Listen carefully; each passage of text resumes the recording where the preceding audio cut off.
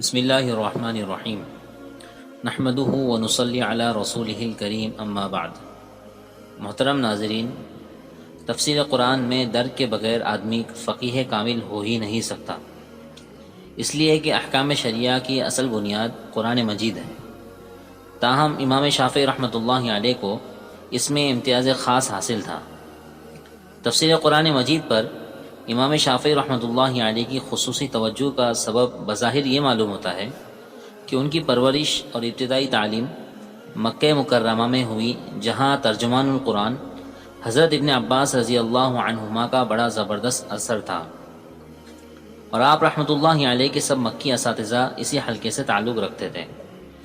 امام شافعی رحمۃ اللہ علیہ کا قرآن کا فہم بے نظیر تھا، ان کے اساتذہ بھی اس کو محسوس کرتے تھے۔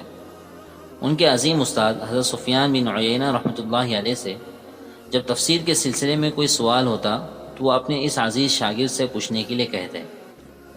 تفسیر میں امام شافعی رحمۃ اللہ علیہ کی مہارت کا سب نے اعتراف کیا ہے۔ مبرد رحمۃ اللہ علیہ کہتے ہیں کہ اللہ رب العزت امام شافعی رحمۃ اللہ علیہ پر رحم فرمائے، وہ قرآن مجید کو سب سے زیادہ جاننے والے تھے۔ امام شافعی رحمۃ اللہ علیہ کے شاگرد اور مشہور راوی حدیث یونس بن الاعلیٰ رحمۃ اللہ علیہ کہتے ہیں کہ میں اولاً اصحاب تفسیر کی مجلس میں بیٹھا کرتا تھا اور ان سے بحث کرتا تھا۔ امام شافعی رحمۃ اللہ علیہ کا یہ حال تھا کہ جب تفسیر بیان کرتے تو ایسا لگتا کہ گویا قرآن کریم آپ رحمۃ اللہ علیہ کے سامنے نازل ہوا ہے۔ محترم ناظرین، امام شافعی رحمۃ اللہ علیہ اور علم حدیث جاننے کے لیے اگلی قسط کا انتظار کیجیے۔